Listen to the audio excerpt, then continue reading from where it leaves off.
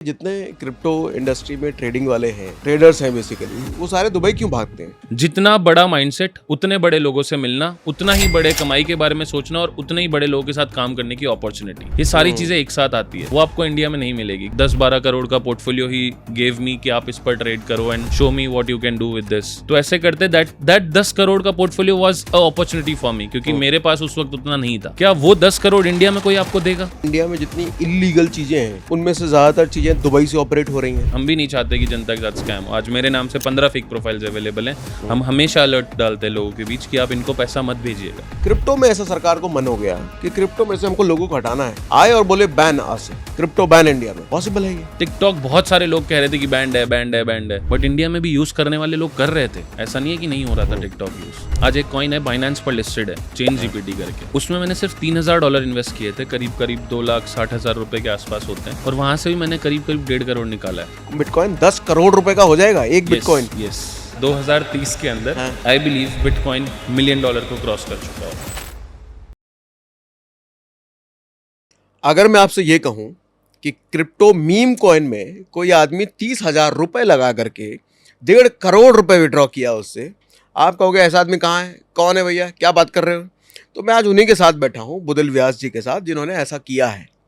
Meme coin के investor भी हैं, ट्रेडर हैं, क्रिप्टो में अच्छी खासी ट्रेडिंग करते हैं, दुबई रहते हैं। तो आज हमने इनसे बहुत सारी बात करी। सबसे पहला शुरुआत ही हमने यहीं से किया कि भैया इंडियन होकर के दुबई काहे चले जाते हैं क्रिप्टो वाले, तो उसका जवाब इन्होंने दिया। प्लस ट्रेडिंग और इन्वेस्टिंग पर बहुत डिटेल में हमने इनसे बात करी क्रिप्टो के बारे में। तो आज के पॉडकास्ट को जरा ध्यान से सुनिएगा, बहुत कुछ सीखने को मिलेगा आपको।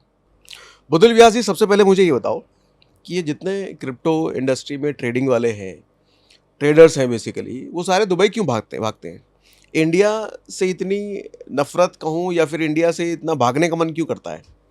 इट्स नॉट अबाउट नफरत सर। बात मोटा मोटी है ना कि जब आपके पास पैसा आता है, you feel like exploring the things. तो पहले ज्यादातर लोग जो वहाँ पहुँचते हैं वो एक्सप्लोर करने के लिए पहुँचते हैं कि यार चलो दुबई देख के आते हैं, जिन लोगों के पास नया नया पैसा आया होता है। Then they see the culture कि वहाँ कैसा है, कि भाई वहाँ ना ही 10 लाख रुपए वाले के साथ कोई डिस्क्रिमिनेशन है और ना ही कोई 10 करोड़ वाले के साथ कोई डिस्क्रिमिनेशन है। आप चाहे 10 लाख कमा रहे हो 10 करोड़ कमा रहे हो, आप सबके लिए बराबर है। But your life style changes there depending on your money. आपके पास जितना पैसा है उसके हिसाब से आप अपनी लाइफ स्टाइल को अपग्रेड करोगे। नहीं तो लाइफ स्टाइल तो यहाँ भी अपग्रेड कर सकते हैं।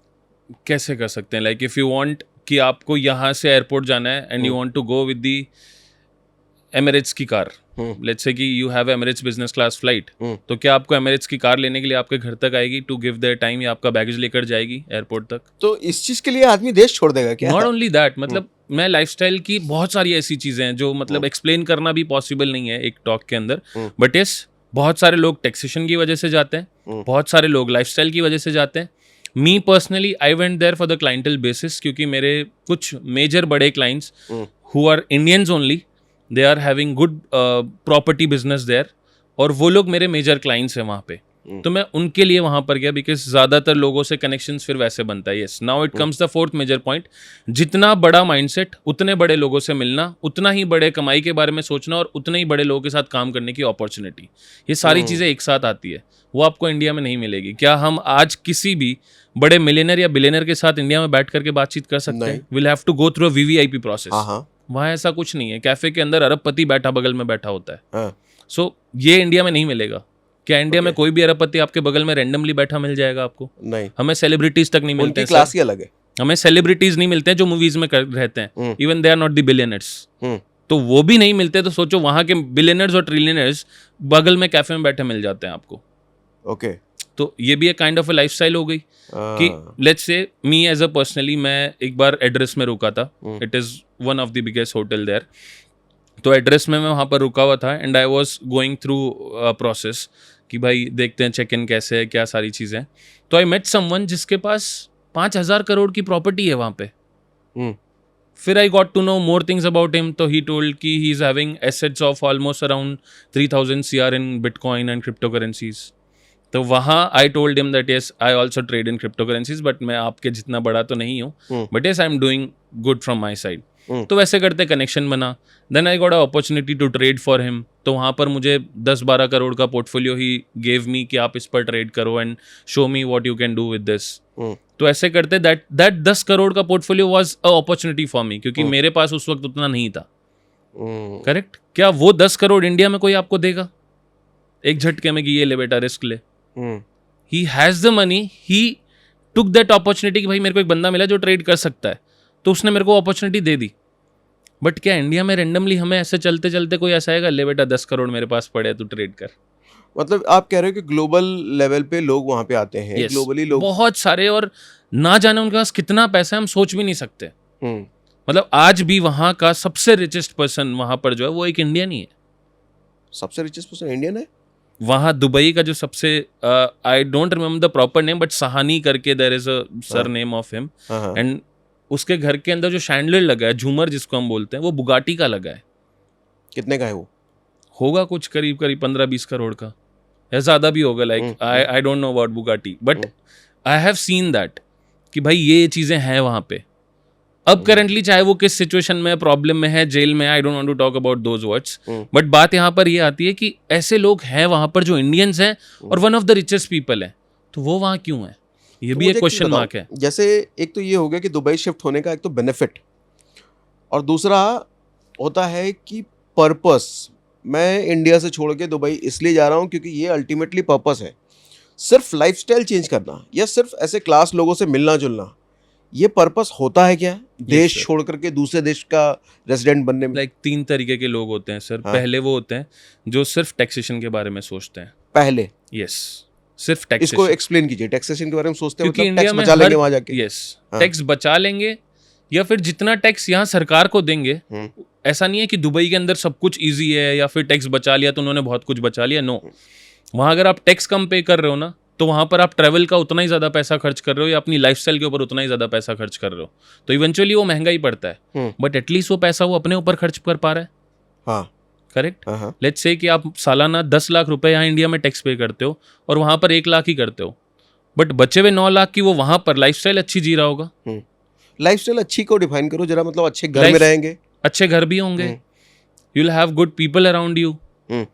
वहां पर आप लोग चाहे आपकी स्पोर्ट्स कार बोलें या फिर आप लोग की लग्जरी लाइफ बोलें, इट्स नॉट अबाउट सस्ती, बट टैक्स नहीं है। बट वही बात है कि गाड़ियां अगर सस्ती है, अगर 4 करोड़ की कोई वहां गाड़ी चला रहा है तो उसको क्या घंटा फर्क पड़ रहा होगा कि मेरा पेट्रोल का प्राइस क्या चल रहा है। He won't be considering that. बात वहां पर वो नहीं है, बात हर जगह हर चीज की है। गाड़ियां सस्ती है तो लिविंग महंगी है। इवेंचुअली पैसा उसको इतना ही पड़ रहा है जितना वो इंडिया में खर्च करता शायद, ठीक है, या कहीं उससे ज्यादा भी पड़ रहा होगा, बट एटलीस्ट वो पैसा अपने ऊपर खर्च कर रहा है। यहाँ जो 10 करोड़ का टैक्स भरता है उसको भी वही रोड्स मिलती है, जो 5 करोड़ का टैक्स भरता है उसको भी वही रोड्स मिलती है, तो वहां तो सारी चीजें ही बेहतर है। ट्रू। तो ऑब्वियसली जिसके पास वही पैसा है, वही पोल्यूशन, तो जिसके पास पैसा है वो चाहेगा यार कि मैं अच्छी जगह रहूं, अच्छे तरीके से रहूं। हु वांटेड कि मैं प्रॉब्लम्स ही प्रॉब्लम्स झेलता रहूं, या फिर कोई मंत्री की गाड़ी जा रही है रोड से तो मैं ट्रैफिक में खड़ा हूं। वहाँ कौन से मंत्री है जो गाड़ियां रेड लाइट पे रुकवाते हैं? ऐसा कुछ भी नहीं है, कहीं बैरियर्स नहीं लगते। बारिश हुई तो गड्ढा भर गया भैया पानी से, बारिश वाली प्रॉब्लम बिलियनर भी खड़ा है और नॉन बिलियनर भी खड़ा है। यस, तो इट्स नथिंग लाइक दैट। और ऐसा है कि वहां पर अपॉर्चुनिटी हर किसी के लिए है, यहाँ अपॉर्चुनिटी सिर्फ जिसके पास पैसा है उसके लिए है। हर किसी के लिए अपॉर्चुनिटी है, इसको एक्सप्लेन करो कैसे। आज मेरे पास स्किल्स था जब मैं गया था, I was a crypto person, मेरे पास स्किल्स थी जब मैं गया था, बट मेरे पास उतना पैसा नहीं था। बट आज से 4.5 साल पहले की बात है।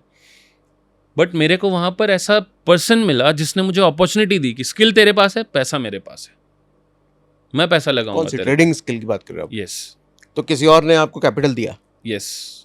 अच्छा। वहां से आई got a little more boost. तो मुझे समझ आया कि नहीं, ऐसे लोग यहाँ पर हैं जो पैसा लगाने को तैयार हैं, बट उस पैसे को इस्तेमाल करना आना चाहिए आपको। लाइक मैं अभी नाम नहीं लूंगा किसी चीज का, but yes there is a person जो आज शायद बहुत बड़ा आदमी बन गया वहां पे रहकर, बट उसको भी पहली अपॉर्चुनिटी दुबई में मिली थी, and that fund was 100 CR। Okay. And he is one of the trader. One of the trader? Yes. अब उसको 100 करोड़ की फंडिंग मिली कहीं से, तो वहां से सोचिए उसने अगर उस 100 का डबल भी किया होगा, क्रिप्टो में इट इज वेरी इजी, तो सोचिए कि वो जो इन्वेस्टर था उसको तो सालाना 20-30% का रिटर्न चाहिए होगा। हाँ। अगर बड़े माइंडसेट का इन्वेस्टर है तो he would have got only for the 20-30% सालाना। बच्चा 70%, उसके लिए 70 करोड़ था।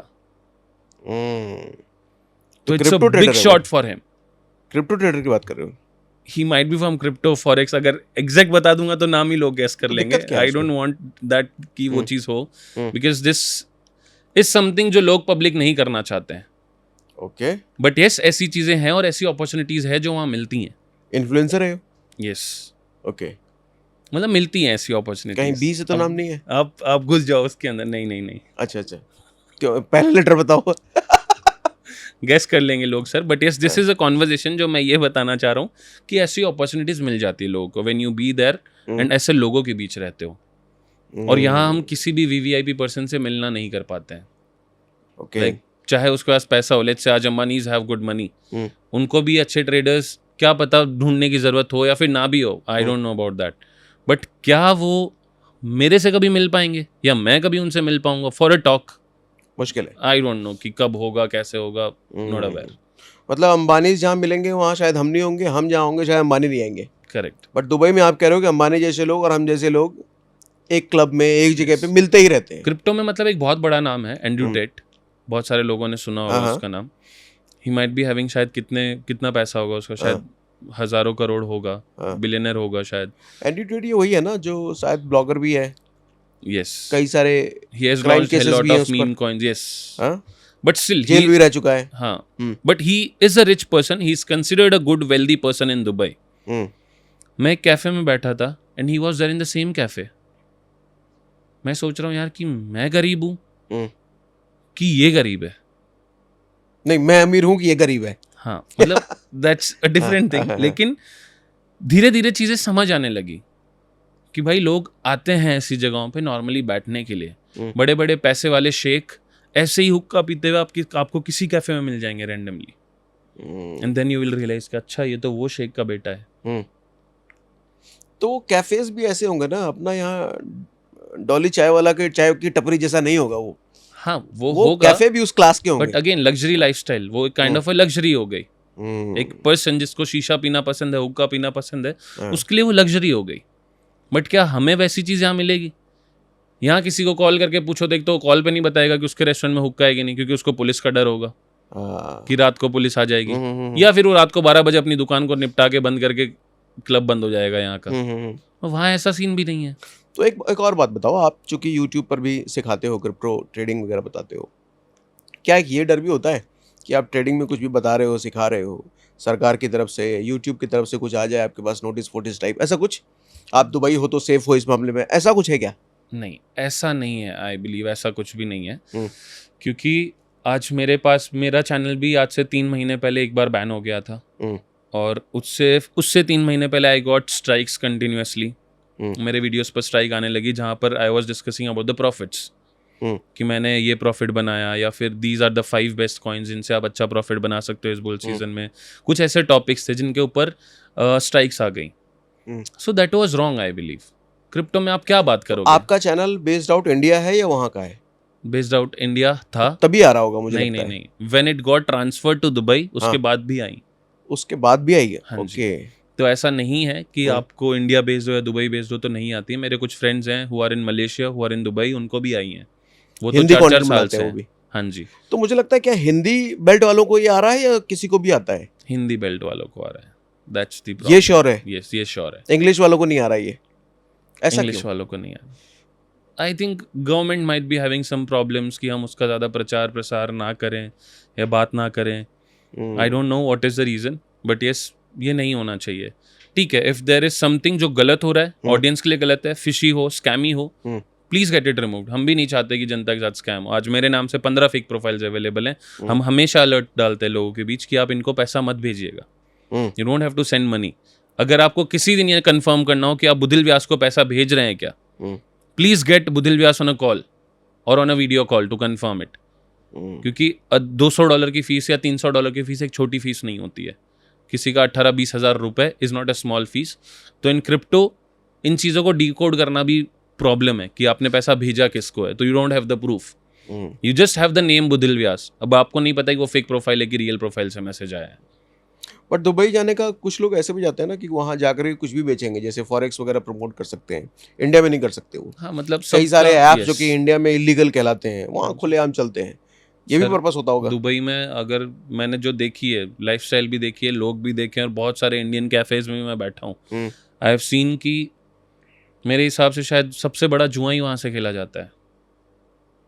इंडिया में जितने भी बड़े गैम्बलिंग एप्लीकेशंस हैं, शायद उनके सीईओज भी वहीं अवेलेबल हैं, they are operating from there.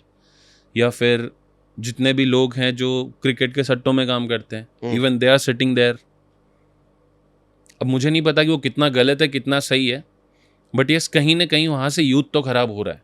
Youth is not investing money there, youth is running their money, वो गैम्बल कर रहे हैं। मतलब ये कह सकते हैं कि इंडिया में जितनी इलीगल चीज़ें हैं उनमें से ज़्यादातर चीज़ें दुबई से ऑपरेट हो रही हैं।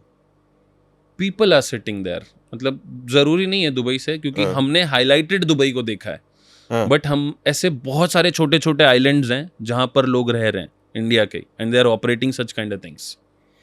मतलब मैं भी बहुत सारे लोगों का सुन चुका हूँ कि सिर्फ दुबई नहीं है, क्योंकि उनको दुबई से भी निकाला जा चुका होता है। ओके। हाँ, तो वो बहुत सारे ऐसे साउथ अफ्रीका में या फिर और बाहर की साइड के अंदर छोटे छोटे आइलैंड है, टापू हैं, जहाँ की रेजिडेंसी लेना बहुत आसान है। यू शिफ्ट देयर, वहाँ के खर्चे बहुत आसान है, तो ऑब्वियसली आपकी लिविंग अच्छी हो सकती है, एंड उस चक्कर के अंदर आप वहाँ से बिजनेस अपना चालू रख सकते हो। अच्छा, अब जरा क्रिप्टो के बारे में मुझे ही बताओ। अभी जैसे रिसेंटली ऑनलाइन गेम्स जिसमें पैसे का ट्रांजेक्शन इन्वॉल्व है, बैन कर दिया सरकार ने। हाँ जी। ठीक है, लेकिन मैं एक साइड ये भी देखता हूँ कि इतने सालों से चल रहा था, इतने सालों से टैक्स तो सरकार ले रही थी उससे। आज सरकार को पता चल गया, सरकार जाग गई कि यूथ खराब हो रहा है, बर्बाद हो रहा है, मनी लॉन्ड्रिंग हो रही है, तो बंद कर दिया सरकार ने। अभी आप स्टॉक मार्केट में देखो, आप डेरिवेटिव्स पर लगातार रूल्स आते हैं। मतलब सरकार उसको चाह रही है कि यहाँ से लोग हटें। कल को क्रिप्टो में ऐसा सरकार को मन हो गया कि क्रिप्टो में से हमको लोगों को हटाना है, आए और बोले बैन, आज से क्रिप्टो बैन इंडिया में, पॉसिबल है ये? इंडिया से बाहर चले जाएंगे जिनको क्रिप्टो करनी है। Who will नहीं, stay वो here? तो जुआ खेलने वाले भी चले जाते हैं। मतलब जिसको खेलना है वो कहीं ना कहीं जाकर के खेल ही लेगा। हालांकि इंडिया में लेकिन अब क्या पॉसिबल है ये? नहीं, सुप्रीम कोर्ट बैन हटा चुकी है एक बार, तो नाउ बैन एक बार लिफ्ट होने के बाद वापस उस पर नहीं लग सकता, पहली चीज। अच्छा, सुप्रीम कोर्ट ने एक बार बैन हटा दिया है। हाँ, Yes. 2017 या 20, 18 के 18 में। आसपास, हाँ, yes. तो 17 के आसपास वो बैन लगा था, एंड 18 के मिड के अंदर वो लिफ्ट हो गया था वापस से। तो बैन लगना पॉसिबल नहीं है। Second, Indian government is working on regulations, जिसे मैं बहुत अच्छा स्टेप मानूंगा, क्योंकि अगर रेगुलेशंस पे ले आते हैं तो शायद ये स्कैम, फ्रॉड्स, मनी लॉन्ड्रिंग, इन सारी चीज़ों को इंडियन गवर्नमेंट कंट्रोल कर पाएगी। And if they control that, जब उनका ये सारी चीज़ें सॉल्व हो जाएगी तो ऑब्वियसली टैक्सेशन भी वो लोग कम करेंगे। And this is what my expectation is, कि आने वाले एक साल के अंदर अंदर you will see a good taxation regime for crypto people. Taxation reduce हो जाएंगे, टीडीएस आपका कम हो जाएगा, and people will be free to trade there. आज भी फ्री है, ट्रेड कर सकते हैं, बट आज टैक्सेशन बहुत ज़्यादा है। अब रही बात ड्रीम 11 या किसी भी चीज़ की, मुझे कोई प्रॉब्लम नहीं है नाम लेने में। आज उन्होंने नया रास्ता खोल दिया, ड्रीम मनी। ठीक है, तो एक चीज बंद होगी दूसरी खुलेगी। तो आप यूथ को खराब होने से कब तक रोक लोगे?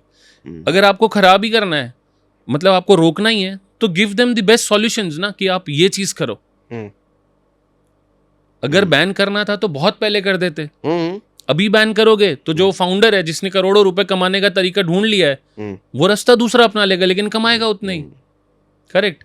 तो उसने ड्रीम मनी लॉन्च कर दिया, वो शायद क्रिप्टो करवाए या कुछ भी करवाए वहां पे, वो कौन रोकने वाला है उसको? और क्या पता वो अपनी आईपीज और सारा डेटा ही कहीं बाहर शिफ्ट कर ले, तो will anyone be able to stop that? और आज applications play store, app store से बंद कर दोगे आप, बट जब लोगों का रास्ता मिल गया ना कि वेबसाइट से भी ऐप डाउनलोड हो सकता है, तो they'll go through that. Yes. तो रोकना इज नॉट पॉसिबल। टिकटॉक बहुत सारे लोग कह रहे थे कि बैंड है, बैंड है, बैंड है, बट इंडिया में भी यूज करने वाले लोग कर रहे थे। ऐसा नहीं है कि नहीं हो रहा था टिकटॉक यूज। तो कुल मिलाकर बात ये है कि क्रिप्टो को अब ग्रीन चिट मिलने वाली है, ऐसा आप मानते हो? हाँ, if it is about crypto, green chit बहुत जल्दी मिलने वाली है, रेगुलेशंस बहुत जल्दी आएंगे, टैक्सेशंस थोड़े रिड्यूस हो जाएंगे, एंड ये आने वाला जो बुल रन है, मेरे हिसाब से वो ट्रिगर भी उसी चीज से होगा कि इंडिया या फिर ग्लोबली चीजें धीरे धीरे एक्सेप्ट होना शुरू हो जाएंगी। अभी बताओ कि एक नए आदमी को क्रिप्टो में अपनी जर्नी शुरू करनी है, कैसे शुरू करे? क्या 100 रुपये का बिटकॉइन से शुरू करे, या पहली बार फ्यूचर्स में ट्रेड करके करे? क्या तरीका होना चाहिए? क्रिप्टो में मजा आ रहा है, सुनने में बहुत सारे तरफ तो सुन रहा है, क्रिप्टो में घुसना है, कैसे घुसे वो? पहली बार में फ्यूचर्स तो मैं रिकमेंड नहीं करूंगा फॉर न्यूबीज, क्योंकि उन्होंने फ्यूचर्स के बारे में सर सुना ही इंस्टाग्राम रील्स से होता है, उनका दिमाग खराब हो चुका होता है। बट वही बात है कि ड्रीम 11 को रोकने वाली बात, तो वही मैं यहाँ कर देता हूँ। रुकना है सही समय पर रुको, because this is your starting in crypto. तो आपको फ्यूचर्स नहीं, स्पॉट में पहले पैसा इन्वेस्ट करके देखना पड़ेगा। यू नीड टू सी कि आपने XYZ जगह पर 100 रुपये लगाए हैं तो क्यों लगाए हैं, उस 100 रुपये को आप 110 बना पा रहे हो, then you are getting confidence कि 10% का मूव पकड़ में आ रहा है। जब आप वो प्रैक्टिस 6-7 महीने कर पाओ, आपको कॉन्फिडेंस आ जाए कि आपको पैसा बढ़ाना सीख चुके हो आप, then you go into the futures, तब आप फ्यूचर्स ट्रेडिंग करो। क्योंकि जब मूव पकड़ना आ चुका है तभी आप रिस्क एक्स्ट्रा ले सकते हो। शुरू में बड़ी रिस्क लोगे तो शुरू में कैपिटल वाइप आउट कर दोगे। तो स्पॉट ट्रेडिंग आप कह रहे हो, मतलब इन्वेस्टिंग कह रहे हो? यस, तो इन्वेस्टिंग के लिए कौन कौन से कॉइन्स नए आदमी को जाना चाहिए, लेना चाहिए? मेरे हिसाब से आज की तारीख के अंदर अगर कोई कहेगा बिटकॉइन ले लो, तो मैं कहूँगा बिटकॉइन में SIP करो, इन्वेस्ट ऐसा नहीं कि होल्ड करके आप बड़ा प्रॉफिट बनाओ, उससे कितना ही बना लोगे आप। और SIP तो सिर्फ आप CoinDCX के जरिए ही कर सकते यस, हो। CoinDCX में आप SIP कर सकते हो अगर आप INR में करनी है, जिसका लिंक हम डिस्क्रिप्शन में दे के रखते हैं। Yes, thank you. हाँ। तो उसके बाद क्या है कि आपको अगर बाय करना है, आई वुड से कि आने वाले कुछ सालों के लिए अगर आपको बाय करके रखने हैं, तो मैं 2 बड़े कॉइन के नाम बताता हूँ। One is Ethereum, second is एवलांचे। Okay, ये 2 कॉइन और ये 2 ब्लॉकचेन्स इतना तगड़ा काम कर रही है मार्केट के अंदर, and to try to solve the big problems in blockchain industry, कि आने वाले समय में बहुत अच्छा रिटर्न दे सकती है। और ये है सेफ इन्वेस्टमेंट्स। इथेरियम के अलावा दूसरा कौन सा बोला? एवलांचे, एवेक्स के नाम से जाना जाता है। ओके। तो ये 2 तो बड़े हो गए। अब रही बात थोड़े छोटे कॉइन्स की, तो उसके अंदर आप ऑन्डो ले सकते हैं, सेई ले सकते हैं, सुई ले सकते हैं। These 3 are one of the strong coins जो आज की तारीख के अंदर ऑल्ट कॉइन्स की कैटेगरी के अंदर है। और जो शुरू में 2 मैंने बताया, एवलांचे और Ethereum, they are the big coins, लेकिन अच्छा होल्ड करने लायक है। तो आप अच्छा पैसा डाल करके you can keep it parked. अच्छा, बहुत सारे लोगों को ये मन में भ्रम होता है कि अगर चलो मान लो बिटकॉइन ही खरीदना है, बिटकॉइन अगर 1 करोड़ रुपए का है तो 1 करोड़ रुपए लगाने पड़ेंगे। ये भ्रम तोड़ने पे जरा बताओ, क्या 1 करोड़ ही चाहिए बिटकॉइन खरीदने के लिए? नहीं, सिंपल है। आज सोना 1 किलो का रेट ये है, XYZ मान लेते हैं हम, तो क्या हम सोना 10 ग्राम का नहीं खरीदते हैं? हाँ, इट्स एन एसेट। नहीं, लोग इसको स्टॉक्स की तरह समझते हैं कि जैसे कोई स्टॉक अगर 1 लाख रुपए का है, MRF का शेयर 1 लाख का है, तो 1 लाख से कम में MRF शेयर नहीं मिलेगा। बट क्रिप्टो में ऐसा नहीं होता। ऐसा नहीं है। आप 100 रुपए का भी बिटकॉइन आप फ्रैक्शंस में खरीद सकते हैं। 0.01 लीजिए, चाहे 0.001 लीजिए, क्योंकि बिटकॉइन आज से 8 साल बाद, 5 साल बाद, शायद 2030 के आसपास आप लोग को यहाँ से 10 गुना रेट पे मिल जाएगा। ये मेरी उम्मीद है। यहाँ से 10 गुना रेट पे? यस, आज की तारीख में बिटकॉइन 1 करोड़ का है, 10 करोड़ के आसपास की रेट पहुंच जाएगी। बिटकॉइन 10 करोड़ पहुंच जाएगा? यस, 10 साल में? $1 मिलियन। 10 साल तो बहुत दूर हो गया, अभी 2025 चल रहा है। आई बिलीव 2030-31 में यूल सी $1 मिलियन की प्राइस। मैं फिर से पूछ रहा हूँ, मतलब बिटकॉइन 10 करोड़ रुपए का हो जाएगा एक बिटकॉइन? यस, 2030 के अंदर आई बिलीव बिटकॉइन $1 मिलियन को क्रॉस कर चुका होगा। ऐसा कैसे कह रहे हो आप? It's all about price, supply, demand, and जिस हिसाब की डिमांड अभी मार्केट में है, ये हमने पिछले कुछ सालों में भी नहीं देखी है। आज इतने बड़े बड़े लोग, I have seen, Larry Fink का नाम लोगों ने सुना होगा। एक समय के ऊपर लैरी फिंक कहते थे कि बिटकॉइन एक बहुत बड़ी रिस्की चीज है, एंड ही यूज्ड टू से hello lot of bad things about bitcoin. आज उसी की कंपनी ब्लैक रॉक सबसे बड़ी निवेशक है बिटकॉइन की, सबसे बड़ी निवेशक, वन ऑफ द बिगेस्ट निवेशक, one of the biggest investor बोलो, ETFs को प्रमोट करने वाली बोलो, या मतलब हम जानते हैं कि ब्लैक रॉक से बड़ा एसेट मैनेजर कोई नहीं है वर्ल्ड में। जब आज वो बिटकॉइन को हेल लॉट ऑफ मात्रा के अंदर बाय कर रहा है, कुछ तो लॉजिक है उसके पास, कुछ तो वो सोच रहा है। एंड जब बड़े लोग करना शुरू कर दें, और उस वक्त आप अगर शुरू कर रहे हो, you can make money. But जब बड़े लोगों ने कर लिया है, तब आप कहोगे अच्छा अंबानी ने भी तो वो किया था, मैं ये कर लेता हूँ। जरूरी नहीं है कि तुम उसमें सक्सेस होगे। अब उनके बेचने का टाइम आ गया है। यस, तो when BlackRock is starting now, you need to start it now. अब आप 2030 में कहोगे यार ब्लैक रॉक ने भी किया था 5 साल पहले, मैं भी कर लेता हूँ, 5 साल बाद मेरे पास भी ऐसा होगा, वो गारंटी नहीं है भाई। तो आप जैसा कह रहे हो कि 10 करोड़ का बिटकॉइन हो जाएगा अगले कुछ सालों में, तो SIP के जरिए क्यों बिटकॉइन में जाए? डायरेक्टली क्यों बल्क में पैसा नहीं डाल सकते लोग? बल्क में भी डाल सकते हो, मैं तो कहूँगा। लेकिन बल्क SIP में की प्रेफरेंस क्यों है? SIP की प्रेफरेंस इसलिए क्योंकि हर किसी के पास बड़ा पैसा, मान लेते हैं आज एक जॉब करने वाला बंदा है, वो डायरेक्टली 10 लाख डालने से डरेगा भी, और अगर 10 लाख डाल दिया तो उसकी दूसरी प्रॉब्लम्स को कौन हैंडल करेगा, कौन सा पैसा हैंडल करेगा? तो वहीं पर जो इंसान नॉर्मल कमाई कर रहा है, वो महीने के $100 तो डाल ही सकता है, तो वो $100 को हर महीने अपनी सैलरी में से डालता रहे। तो वही 10, मैं समझना ही चाह रहा हूँ कि 10 लाख एक बार डालने की बात है, तो आपने बिटकॉइन के बारे में बोला कि SIP कर लो, लेकिन 10 लाख एक बार में डालने की बात है, इथेरियम में डाल लो अपने का। हाँ, क्यों? इथेरियम में ऐसा क्या है जो 10 लाख डाल सकता है वो? नहीं, इथेरियम में 10 लाख नहीं डालना है ना। हाँ, नहीं मान लो इथेरियम किसी को कैपिटल डालने का मन नहीं, है। अगर 10 लाख ही डाल रहे हो तो चाहे हाँ। इथेरियम में डालो चाहे बिटकॉइन में डालो, it's completely up to you. But Ethereum की ग्रोथ अभी उतनी ज्यादा अच्छी बाकी है। हाँ। बिटकॉइन में आप आज की तारीख से देखोगे तो वो ग्रोथ नहीं मिलेगी आपको। अच्छा, मतलब आप कह रहे हो कि भले ही बिटकॉइन 10 करोड़ का होने वाला है कुछ साल में, फिर भी उससे ज्यादा ग्रोथ की स्पीड इथेरियम की है। यस, इथेरियम मतलब उससे भी ज्यादा गुना जा करके दे सकता है। यस, ओके, उसकी पोटेंशियल उतनी ज्यादा है। ओके, ठीक है। कुछ और कॉइन्स बताओ। कॉइन्स ऐसे बहुत सारे हैं, लोग मीम कॉइन्स की तरफ ज्यादा जाते हैं सर। क्रिप्टो के अंदर ये क्या है कि हवा बन चुकी है। 50 गुना 100 गुना, पिछले सीजन में तो लोग कहते थे शिबा इनू हमें $1 $1 पे चाहिए, बट वो लॉजिक ही नहीं लगाते थे कि क्यों जाएगा भाई वो $1। ये तो सोच, मार्केट कैप तो देख उसकी, पॉसिबल ही नहीं है। अगर शिबा इनू $1 चला गया तो पता नहीं कितनी कंट्रीज की वो जीडीपी खा जाएगा वो। तो उतना पैसा एक शिबा इनू जैसे फालतू कॉइन में जा सकता है? Not possible. इसको थोड़ा एक्सप्लेन करो आप, नए लोगों को समझ में आए। क्रिप्टो के अंदर क्या होता है, चीज मार्केट कैप के हिसाब से काम करती है कि अभी उसकी मार्केट कैप क्या चल रही है। ठीक है। लेट्स से कि आज एक कॉइन आता है बुदिल के नाम का। उस बुदिल के जो कॉइन है, उस कॉइन की सप्लाई 10,000 कॉइन्स की है, ठीक है। और आज एक कॉइन की वैल्यू $1 चल रही है, तो 10,000 कॉइन्स मतलब $10,000। अब आप उम्मीद कर रहे हो कि वो कॉइन $10,000 का एक हो जाए, हाउ इज दैट पॉसिबल? तो क्यों नहीं हो सकता? बट बहुत सारे कॉइन्स तो होते हैं, एक दिन में मैंने देखा है कि 1000%, 1,000,000% एक दिन में होते हैं, बट उनकी सप्लाई भी ट्रिलियंस में होती है। अच्छा, उनकी सप्लाई है। Yes, it is about the supply कि मार्केट में वो कितने आ सकते हैं या फिर कितना मार्केट के अंदर उनका आना पॉसिबल है। आज की तारीख के अंदर अगर $1,00,000 की मार्केट कैप है तो 10 दिन बाद अगर $10,00,000 की मार्केट कैप होती है तो वो 10 गुना हुआ। बट 10 गुना होने के लिए क्या वहां पर उतने कॉइन्स हैं अवेलेबल? उतना खरीदारी होगी तभी वो 10 गुना होगा। करेक्ट, ठीक है। वही चीज शिबा इनू के अंदर अगर हम नोटिस करें, या शिबा इनू जैसे किसी भी कॉइन के अंदर, तो लोग ये नहीं देखते हैं कि भाई अवेलेबल ही 10 हैं और अगर इन 10 की प्राइस 100 के बराबर हो रही है तो बचे हुए 90 का कहाँ क्या कॉइन्स माइन भी तो हो सकते हैं, और मीम कॉइन है वो। नहीं, मीम कॉइन है but they have their complete study. अगर वो कॉइन उस सप्लाई के हिसाब से उस मार्केट कैप तक पहुंचता है तो उस कॉइन में इतना पैसा होगा कि वो कितनी कंट्रीज की जीडीपी के बराबर होगा। तो क्या ये पॉसिबल है कि एक कॉइन के अंदर इतना पैसा चला जाना, और पूरे क्रिप्टो करेंसी मार्केट में आज जितना पैसा नहीं है उसका कुछ शायद 350-400 गुना पैसा एक अकेले कॉइन के अंदर होना? ओके, ये लॉजिक से बात कर रहा हूँ। मेरा एक वीडियो भी है यूट्यूब के ऊपर, अगर कोई सर्च करेगा, मैंने शिबा इनू की प्रॉपर थ्योरी समझाई है, क्योंकि नाउ इट्स बीन 2 इयर्स, मुझे प्रॉपर कैलकुलेशंस नहीं याद होंगी, बट वो calculations, multiplications, divide, plus minus जो करके मैंने बताना चाहिए था, सारी चीजें जोड़ घटा के बताई है कि इतना पैसा अगर होगा तब ये शिबा इनू इतना जाएगा, और जो ये पॉसिबल नहीं है। तो एक चीज मुझे बताओ, कोई आदमी अगर मीम कॉइन देख रहा है तो उस मीम कॉइन को देखने के लिए मतलब क्या क्या पैरामीटर्स वो देखे इन्वेस्ट करने से पहले? That is a good thing जो हम लोगों को बता सकते हैं कि लोग ये देखते हैं कि आज ये कॉइन 4 जीरो हटा चुका है अपनी लाइफ में से या अपनी प्राइस में से, तो आने वाले टाइम में 4 जीरो और हटा देगा।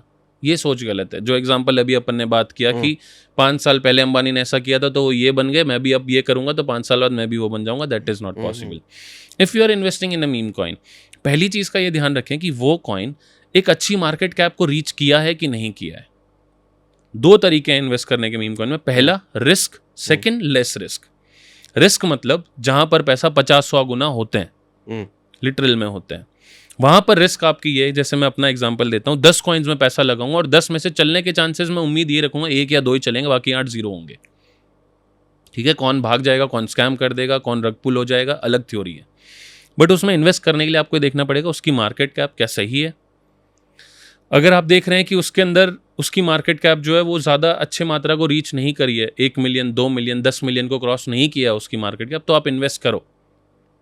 सेकंड, उसका जो सबसे लार्ज इन्वेस्टर है, आप जाओ, डेक्स स्क्रीनर नाम की वेबसाइट है, उस पर जाइए, चेक कीजिए वॉलेट होल्डर्स के अंदर सबसे बड़ा जो होल्डर है उसे चेक करने की कोशिश करो कि क्या उस होल्डर ने पहले भी पैसा बनाया है या फिर ये इसका लक है इसके अंदर पैसा बनाना।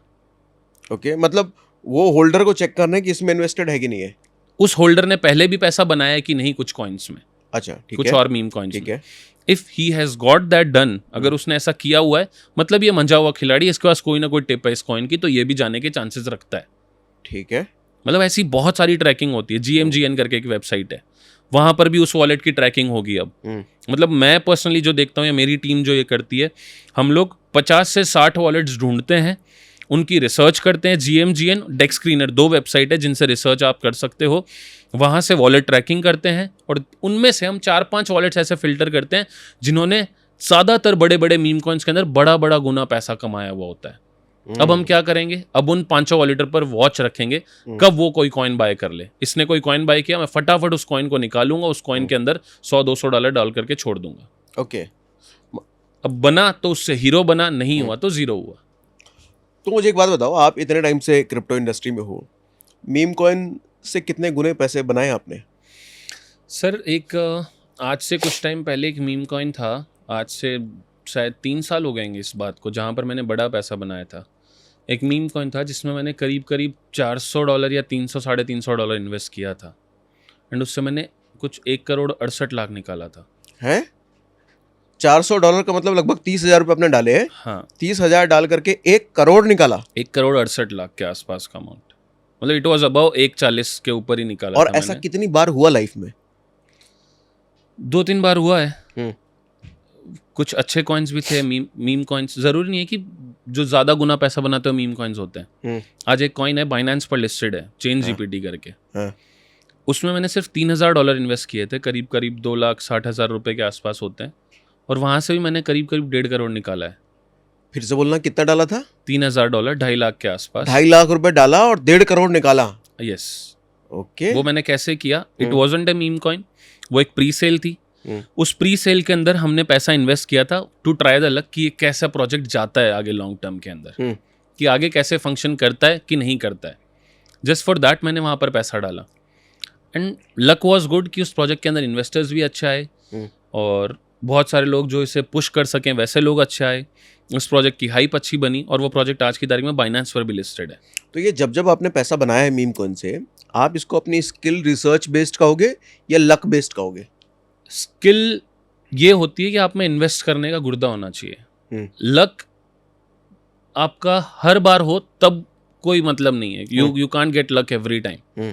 तो एक तरीके से लक ही बोल सकते हो आप उसको, बट उस लक के लिए भी मेरे पास वो स्किल थी कि मैं इन्वेस्ट करना जानता हूँ।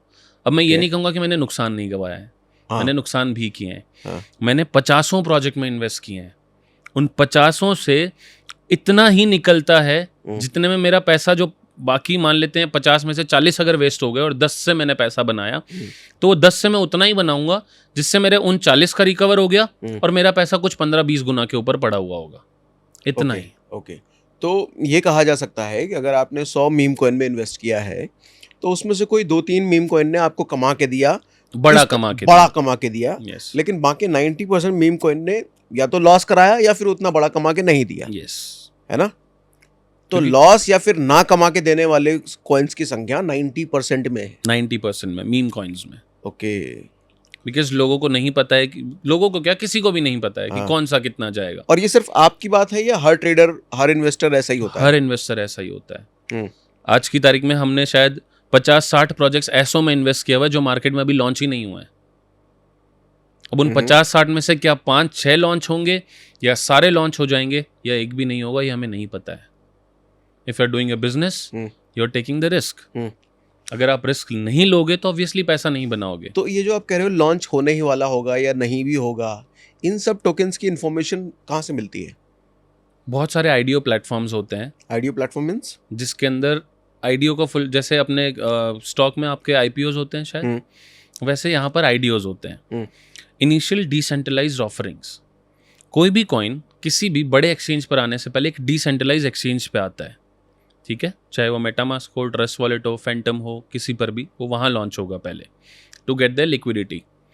अब वो लिक्विडिटी ग्रैब के लिए वो डिसेंट्रलाइज पर लॉन्च होते हैं, मतलब कि उसकी लॉन्चिंग हो गई एक तरीके से मार्केट में, मतलब उतर गया। मार्केट में जैसे अनलिस्टेड शेयर होता है पहले, या फिर आईपीओ की बात कर रहे हैं? आईपीओ की बात कर रहा हूं, ठीक है। मतलब आप कहते हो ना कि आईपीओ आज की तारीख में 100 की रेट चल रही है आईपीओ की, and once it gets launch, अब वो 120 का होगा कि 150 का होगा ये हमें नहीं पता होता, और हो सकता है वो 80 पे भी खुले, depending on their investors category की कितने इन्वेस्टर्स आते हैं। Same goes with the IDOs. अब आईडीओ के अंदर हमने 0.002 की प्राइस के ऊपर मैंने किसी कॉइन में पैसा निवेश कर दिया एज अ प्राइवेट इन्वेस्टर, ठीक है? अब वो कॉइन लॉन्च होगा नहीं होगा, वो पहले ही खत्म हो जाएगा या फिर वो अच्छे एक्सचेंज पर लॉन्च होगा, इन पर डिपेंड करता है कि मैं पैसा बनाऊंगा कि नहीं बनाऊंगा। तो इट्स अ प्योर रिस्क। तो मैं वहाँ रिस्क उतनी नहीं लूंगा जितनी मैं नॉर्मल जगहों पे लेता हूँ। आज अगर मैं ऑन्डो जैसे अच्छे कॉइन के अंदर 10 लाख या 20 लाख इन्वेस्ट करने को रेडी हूँ, तो मैं आईडीओ के अंदर 2 लाख 2.5 लाख ही डालूंगा। 10-20 लाख की रिस्क नहीं लूंगा अगर मुझे श्योरिटी नहीं है। कैसे श्योरिटी है कि कॉइन लॉन्च होकर क्या देकर जाएगा? No one knows. वो तो लॉन्च होने के बाद पता चलेगा ना कि उसके ऊपर इन्वेस्टर्स का, बड़े ब्रांड्स का या फिर उसकी लिस्टिंग एक्सचेंजेस का भरोसा कितना है, उस पर डिपेंड करता है। वो कॉइन कितना पैसा रेस कर पाता है, that's the biggest question. Okay, अच्छा, अब जरा एक्सचेंज पर मैं एक सवाल है आपका। एक रिसेंटली मैंने रील देखा, डेल्टा एक्सचेंज के बारे में आप कह रहे थे कि ये पैसा डुबा रहा है लोगों का, आगे भी डुबाएगा, ट्रस्टेड नहीं है। ऐसी क्या दुश्मनी है आपके डेल्टा एक्सचेंज से? सर मेरी कोई दुश्मनी नहीं है, मतलब एक टाइम के ऊपर हमने भी डेल्टा की बात करी हुई है आज से 3-4 साल पहले, but that time it was all about trading. अब क्या है, जब से ये ऑप्शंस का फीचर्स आया ना, तब से स्टॉक मार्केट के बहुत सारे लोग शिफ्ट हो रहे हैं कि उनको ऑप्शंस करना है क्रिप्टो में। They have many platforms, but वो डेल्टा की तरफ जा रहे हैं। उसका रीज़न मैं नहीं बताऊंगा, गूगल कर लेना अभिषेक कर भाई वाली लाइन। तो वो आप लोग गूगल करें उनका। तो आप लोग देख लीजिए कि क्यों, क्या रीज़न है। क्या रीज़न है बताओ? बहुत सारे ऐसे इन्फ्लुएंसर्स हैं जो प्रमोट कर रहे हैं उसको, ठीक लेकिन है? करने लायक नहीं है वो, ये कह रहे हो? एक्सचेंज प्रमोट करने लायक नहीं है, इन्फ्लुएंसर्स प्रमोट करने लायक है। Influencers have the capabilities, but they should promote something जिसकी मार्केट वैल्यू अच्छी हो। कॉइन D6 जैसा है, चाहे वो कॉइन D6 हो, मैं कहता हूँ कोई भी प्लेटफॉर्म हो। मतलब मैं ये नहीं कह रहा कि सिर्फ कॉइन D6 साइड लूंगा, नहीं तो लोग कमेंट में कहेंगे आप प्रमोट कॉइन D6 कर रहे हो। My motive is not that. मेरा मोटिव ये है कि वो स्टॉक के इन्फ्लुएंसर्स जिनको ये नहीं पता है कि प्रूफ ऑफ रिजर्व अभी तक प्रॉपर तरीके से उन्होंने प्लेस किया है कि नहीं किया है, या फिर उनके जो चार्ट्स हैं वो अगर लैग करते हैं बीच में, तो किन रीजंस की वजह से लैग करते हैं। उनका जो रियल चार्ट्स है वो कुछ और है और ऑडियंस को दिखाने के लिए चार्ट कुछ और है। ट्रेडिंग जो हो रही है, जो उसके ऊपर सौदे कट रहे हैं, वो रियल में कट रहे हैं, कहीं पीछे बैकएंड में बड़े एक्सचेंज पर काटे जा रहे हैं कि नहीं काटे जा रहे हैं, या प्रॉपर बी बुक ट्रेडिंग हो रही है, ये भी तो देखो। These are the major reasons. आप नॉर्मल चार्ट्स के ऊपर जाकर देखिए, बी बुक ट्रेडिंग आपको नजर आ जाएगी कि उसके ऊपर सौदे किस हिसाब से कट रहे हैं, आपको समझ आ जाएगा कि किस रेंज के अंदर, किस वॉल्यूम के अंदर स्पॉट में या फ्यूचर्स में चल रहा है। आप सिर्फ ऑप्शंस को देख रहे हो क्योंकि आप ऑप्शंस का डेटा करने आए हैं वहां पर, बट बाकी देखो एक्सचेंज के पास पैसा कितना है। अगर पीछे सौदा नहीं कट रहा है फिर तो उसको डब्बा ट्रेडिंग कह देंगे। इट्स अ डब्बा ट्रेडिंग। तो आप कह रहे हो डेल्टा डब्बा ट्रेडिंग करा रहा है? It is doing somewhere the डब्बा ट्रेडिंग। डेल्टा एक्सचेंज डब्बा ट्रेडिंग करा रहा है? अगर नहीं करा रहा है तो अपना प्रूफ ऑफ रिजर्व क्यों नहीं लेकर आता? कहाँ है प्रूफ ऑफ रिजर्व? कहाँ है उसका CEO ट्विटर के ऊपर आकर ये कहने वाला कि भाई हमारे एक्सचेंज में ये इश्यूज हुए तो इसके पीछे रीजन ये है, will get back to you soon, और बहुत जल्दी चीजें सही कर देंगे। कहाँ है वो लाइन? अच्छा, उसके CEOs नहीं आते? कहाँ आते? कहीं नहीं आते। अच्छा, ओके। मतलब ट्विटर पर एटलीस्ट उनकी टीम ये क्लैरिफाई कर देना कि भाई ये प्रॉब्लम हुई है, इसका पीछे का रीजन ये है और हम इसको इतने दिनों में सॉल्व करवा देंगे, आपका पैसा सेफ है। आज आपने मान लो मेरे को 10 लाख रुपए दिया, आज की तारीख के अंदर मैं 5 लाख लॉस पे हूं, बट आपको ये समझ है कि क्रिप्टो में 50% लॉस होना इज नॉर्मल बात। बट आप मेरे को ये क्वेश्चन तो कर रहे हो कि बुदिल भाई लॉस हुआ है, क्या हम इसे रिकवर कर लेंगे या फिर इससे प्रॉफिट बना लेंगे? मैंने बोल दिया सर आपने 10 दिए, आपके 10 सेफ रहेंगे, आप मेरे नाम के ऊपर छोड़ सकते हो 10। अभी 5 है तो उनको 10 बनाना मेरा काम है, नहीं बने तो 10 मेरे से ले लेना। आपको अगर इतनी सी बात मैंने बोल दी तो आप रिलैक्स्ड हो कि नहीं? आप खुश रहोगे कि भाई जुबान दी है बंदे ने। वो ऐसी कोई बात ही नहीं कर रहे हैं कि योर मनी इज सेफ। तो लोगों को टेंशन होगी, मेरे विड्रॉल नहीं हो रहे, मेरे TP हिट नहीं हो रहे, मेरे SL नहीं लग रहे हैं, मेरा फंड अकाउंट बैलेंस 0 दिखा रहा है। तो situation will come like that, लोग पैनिक होंगे। तो मेरा मोटिव ये नहीं है कि भाई मैं इस एक्सचेंज को घटिया बोल रहा हूँ। मैं ये बोल रहा हूँ if you are running an exchange या फिर you are getting hell lot of people on your exchange, तो try to keep the transparency. At least वो रख सकते हो। नहीं रखोगे तो सिंपल यार वही चीज होनी है जो WazirX में हुई है लोगों के साथ। आज से 4 साल पहले जब मैंने अपनी जर्नी शुरू करी, पिछले 4 साल तक आई वॉज यूजिंग WazirX। मेरा आज भी जब वो हैक हुआ उसमें मेरे 4-5 लाख रुपए बचे हुए थे। किसको पता था हैक होगा? बट वही है ना, धीरे धीरे चीजें समझ में आने लग गई। तो हमने लोगों को इत्तला करना शुरू कर दिया कि भाई this is not safe now. अभी जब कॉइन D6 के साथ हैक हुआ तो वहां भी लोगों की हालत टाइट हुई, मेरी भी टाइट हुई। बट मैंने जैसे ही सुमित भाई को मैसेज किया, he personally replied on that thing कि भाई टेंशन नहीं है, चीज़ें 2 घंटे में सही कर देंगे, मैंने ये ट्वीट भी कर दिया है।